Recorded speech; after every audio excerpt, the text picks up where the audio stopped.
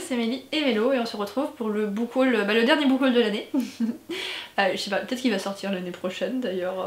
Peut-être bien, oui. Bref, vous comprendrez de toute façon. De 3 mois, puisque le dernier book haul on avait fait 3 mois aussi et là on a attendu pour clôturer l'année.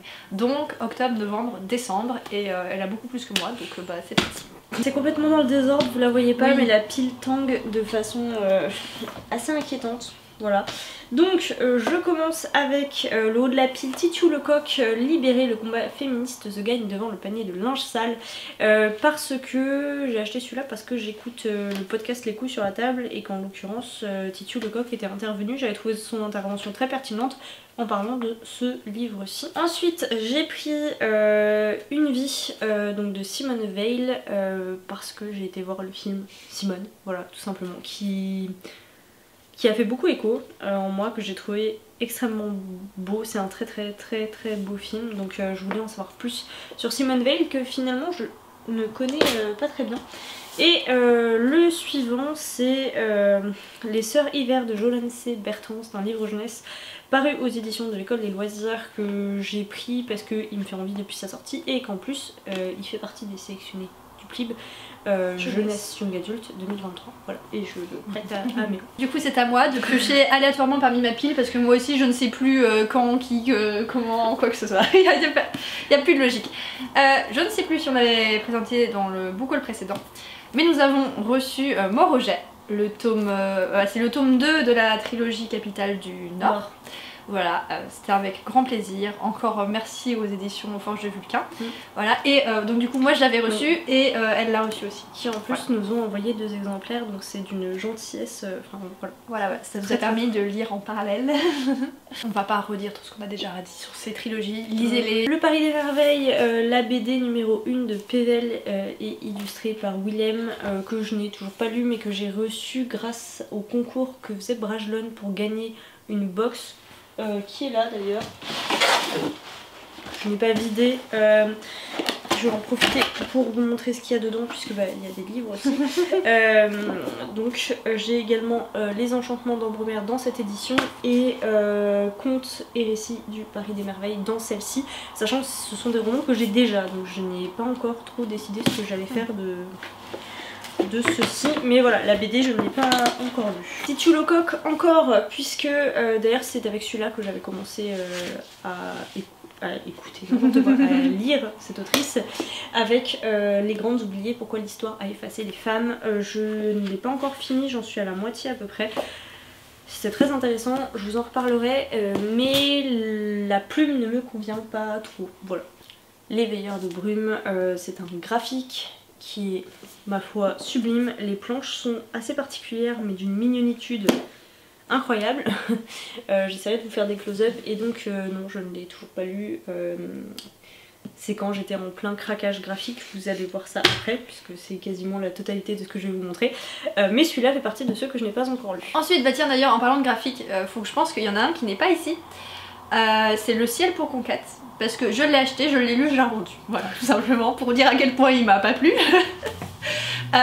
C'était un coup de cœur de la librairie pourtant.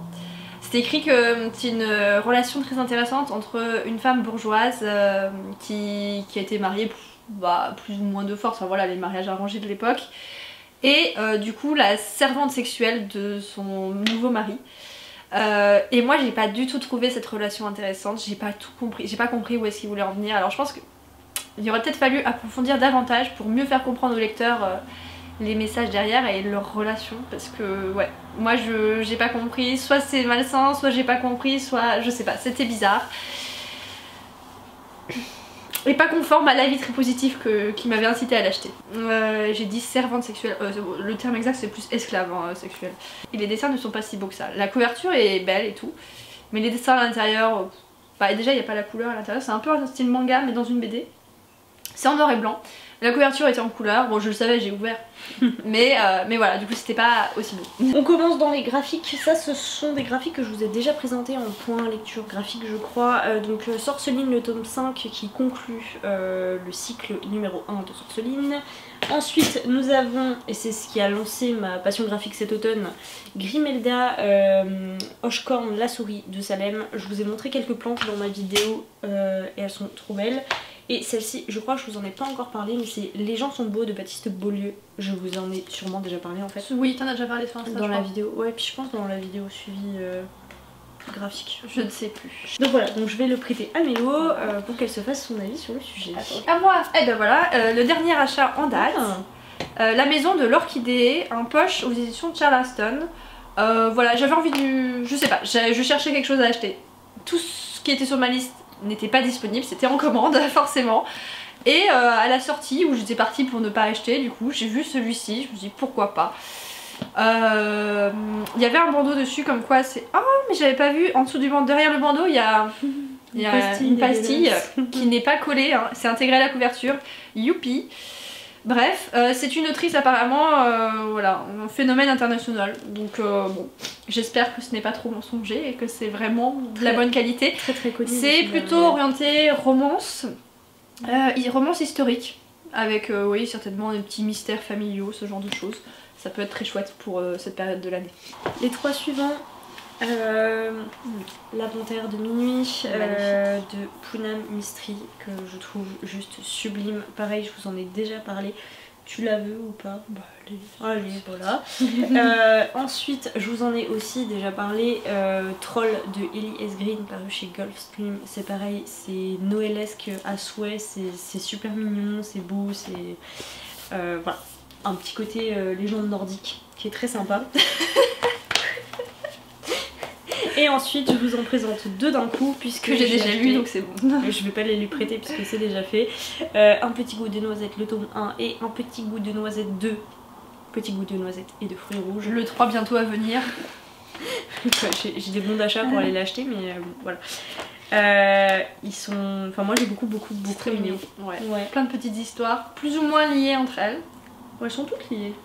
Ah, il y en a qui sont un peu plus paumés dans l'arbre des liens, ouais. Et qui attendent d'être liés peut-être dans le tome 3. Ouais, je pense, peut-être. Bon, en tout cas, très bonne série de BD. On vous fera peut-être une comparaison à l'occasion quand on aura fini. Ouais, bah après, il n'y a pas énormément de choses à dire, à part que c'est des belles petites histoires d'amour. Moi, j'aime très différentes les les couleurs. unes des autres. J'aime beaucoup les couleurs, j'aime beaucoup le style graphique. Je trouve que c'est une façon très vraie et très juste d'aborder un tas de romances différentes qui seraient, enfin voilà, de la vie de tous les jours. Donc franchement très contente de cette saga de BD. Alors, on repasse sur un roman historique, amour familial, pas forcément amour, si peut-être. Bref, Sarah Waters, du bout des doigts. J'en suis ici et j'ai commencé à le lire à la fin du Tout est Gourmet Challenge pour vous dire à quel point ça me plaît. Et je suis pas sûre de le reprendre un jour, voilà. Donc on va s'arrêter là. Après, c'était une recommandation quand même, donc il y a moyen qu'il soit d'une personne qui a des bons goûts. Donc il y a moyen qu'il plaise, voilà. Mais avec moi, j'arrive pas à passer le cap des premiers chapitres en fait. J'en suis à page 55 et... Non, les dialogues me plaisent pas du tout, les personnages non plus, vraiment. Bon, c'est pas grave. Le cercle des veilleurs dans la cité électrique de Sarah Andress, pareil que Les Sœurs Hiver. C'est un livre qui me faisait très envie à sa sortie, dont j'ai beaucoup entendu parler, qui est beaucoup passé sur Insta. J'en ai pas vu beaucoup de retours, mais en tout cas il est passé. Donc je l'ai commencé d'ailleurs, c'est ma lecture en cours et c'est ma foi très sympa. J'avance assez peu parce que c'est ma lecture du midi. Donc voilà, j'avance, mais ça se lit bien, ça se lit vite. Et sélectionné au Clip 2023 Jeunesse Young Adulte. Sélectionné au Clip 2023 Jeunesse Young Adulte, Mémoire de la forêt, les souvenirs de Ferdinand Taupe de Michael Brun-Arnaud. Je l'ai fini, il y a des petites illustrations dedans qui sont trop choupies. Voilà, c'est mignon à souhait. L'histoire, je la trouve... Je pense qu'on se fera une comparaison de ce roman quand tu l'auras lu. Ça aborde des sujets qui sont très difficiles mais de façon très douce, voilà, pour les enfants en fait. Et si j'ai échangé avec l'une d'entre vous qui me disait que a priori il serait en prévision, donc c'est un tome 1, d'avoir 3 autres histoires peut-être dans la même forêt, donc avec les personnages qui vont s'entrecroiser et tout, donc voilà. Tu le veux? Bah, ouais, je vais repartir avec mon carton. J'ai la pile qui va migrer ici. Ensuite, celui-ci, j'en ai entendu parler dans une vidéo de Rêve ta vie de lecteur, je crois, si je ne me trompe pas. C'est Le Château solitaire dans le miroir. C'est un roman japonais, si je ne me trompe pas, en tout cas asiatique.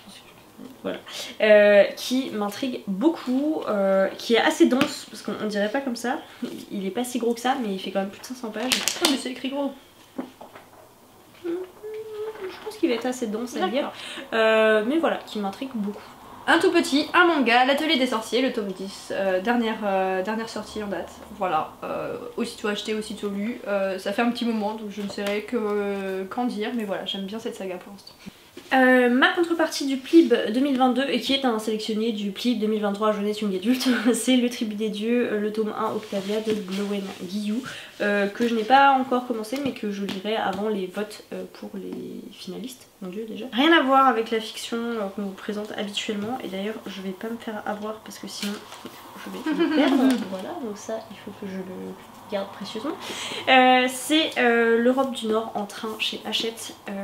Je vous en ai parlé rapidement en vlog. Je le trouve très bien fait. Franchement, voilà, ça m'intéresse, je dirais, comme forme de voyage. Donc, et je le trouve très beau. Et d'ailleurs, ce que je disais en vlog, c'est qu'ils ont repris le même graphisme. Pourtant, c'est Hachette, mais ils ont repris le même graphisme que les couvertures des éditions Lonely Planet sur leur livre de voyage aussi. Donc ça doit être à la mode, en tout cas je le trouve très joli et je le trouve très bien fait. On continue sur... je vous avais déjà parlé du premier livre sur cette thématique là de Thomas C. Durand qui était Quand est-ce qu'on biaise, sur vulgarisation de l'esprit critique. Et donc du coup là voilà, c'est un autre. Le premier c'était plus, ça ressemblait plus au script de leur vidéo YouTube. Et voilà, et là c'est un peu plus nouveau pour des gens qui ont déjà vu toutes leurs vidéos en fait. Voilà, La science des balivernes donc du coup. Ça fait un moment que je l'ai lu. Je l'avais lu en e-book et puis je l'avais racheté plus tard, voilà. C'était très intéressant, ça fait tellement longtemps que je ne saurais même plus quoi vous en dire. Je peux que vous conseiller de toute façon de vous tourner vers ce genre de sujet parce que c'est important d'avoir un minimum d'esprit critique pour pas se faire manipuler. On reste dans de la vulgarisation, c'est Manuel de l'hyperactivité et du déficit de l'attention. Fait par un psychiatre, enfin il y a 3 auteurs, Martin Dessay, Nader Péroud et Sébastien Webel. Il y a voilà, des gens plutôt réputés dans le domaine. Je dirais que c'est du niveau pour les gens qui connaissent pas du tout le sujet, pour les gens qui ont envie d'un petit peu approfondir. Mais voilà, moi je pense que j'en connaissais déjà beaucoup, donc au final j'ai pas énormément appris, juste voilà, c'est bien présenté, il y a des schémas, il y a des trucs, c'est bien... Les chapitres sont bien faits et tout ça. Et c'est bien sourcé. Voilà. On va finir avec que des graphiques chez moi. Le premier étant Le Lac des Cygnes. Philippe Le Chermeyer et Amanda Minazio, c'est une maison d'édition que je ne connaissais pas, Gauthier Langros, et en fait j'ai vu qu'il faisait vraiment pas mal d'albums. Donc c'est un album dont je ne vous ai pas encore parlé puisque ça fera partie de ma prochaine vidéo, présentation. Et heureusement qu'elle est là. Suivi graphique, donc je vais la laisser pas loin. Ensuite, on a également, ça c'est sur recommandation de Margot Liseuse que je les ai pris, dernier arrêt pour le Rennes Express de Maud Powell-Tuck et illustré par Carl James Mountford. Et en fait, il joue énormément avec la découpe des pages et je trouve les illustrations d'une douceur. Donc c'est pareil, je vous en reparlerai plus tard. Mon avant-dernier, je crois.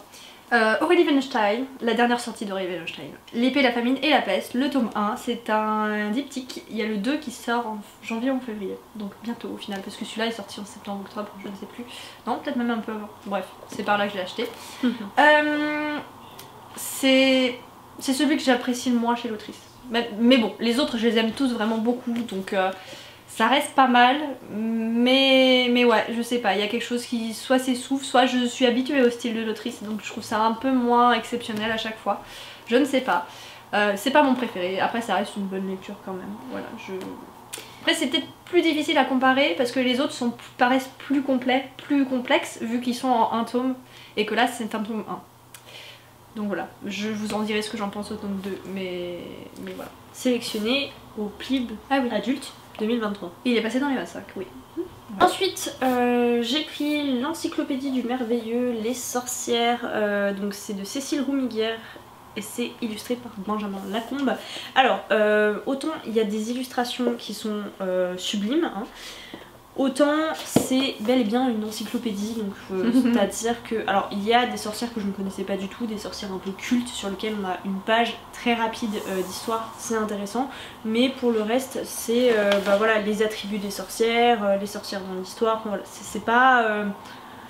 bon, voilà, c'est pas un incontournable, mais c'est joli. Ensuite, et ben voilà, c'est également de Maud Powell-Tuck, Maudie pardon, Powell-Tuck et Carl James Manford. Et donc celui-là, c'est pareil, recommandé par Margot Liseuse. Le zoo de minuit avec plein de découpes. Enfin voilà, c'est magnifique. Et j'ai trouvé l'histoire très choupie. Ensuite, j'ai pris, et c'est pareil, ça c'en est dont il faut que je vous parle après. Bah en fait c'est mon dernier là. Voilà, le dernier. Il s'agit de La Princesse Totem, paru chez Albin Michel. Les illustrations sont absolument magnifiques. Voilà, il faudra que je vous en parle également. J'ai passé un très bon moment lecture. Alors le seul truc c'est qu'il est un peu grand. Mais voilà, très très bel album. Et c'était le dernier livre que j'avais à vous présenter. Oui. Non, pas du tout. Ah c'est pas grave, je finirai avec. Ok. Parfait, moi du coup je vous parle de Alfie, une très bonne lecture pour finir ce book haul, enfin cette partie de ma partie du book haul, voilà, qui est dans le plib et qui est dans le plib dans les 25, sélectionné le plib adulte, très très contente, c'est une très bonne lecture. En fait en ce moment il n'y a pas beaucoup de, il n'y a pas de coup de cœur hein, concrètement, et donc du coup cette lecture a fait très plaisir quand elle est arrivée, voilà, thriller, enfin policier dans de la science-fiction, très chouette, on vous en a déjà parlé. On vous a fait une comparaison, je sais pas si elle est sortie, elle est pas sortie, je pense pas. Mais voilà, elle le sera bientôt. Sortir. Non, je pense pas. Ah, ok. Voilà. C'est vrai que la fin de l'année approche à toute vitesse. Et donc, pour terminer ce book haul, je vous présente mon premier cadeau de Noël. Hein, puisque mon mari m'a offert le coffret des Casalets, donc du tome 1 au tome 5. Mélo a lu le 2. Ouais. Moi je n'ai lu que le 1 en e-book. Et voilà, c'est des romans, non pas Secret de famille, c'est Saga familiale en Angleterre. 20e siècle. 20e siècle. Et c'est en Angleterre, hein. Je sais jamais.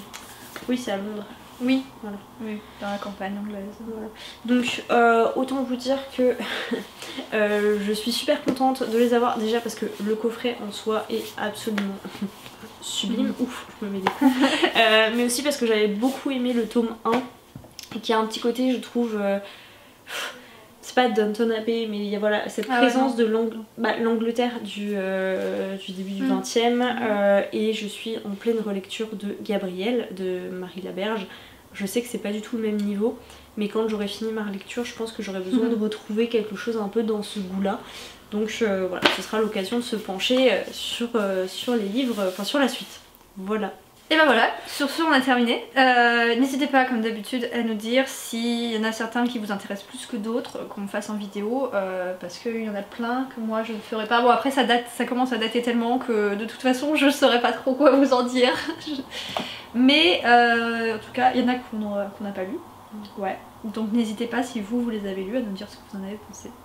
Et puis bah, en attendant une prochaine vidéo, on vous souhaite une bonne fin d'année, un bon début d'année. Voilà, je cherchais un synonyme. On espère que vous avez passé de bonnes fêtes et puis on vous souhaite à toutes et à tous de très très belles lectures.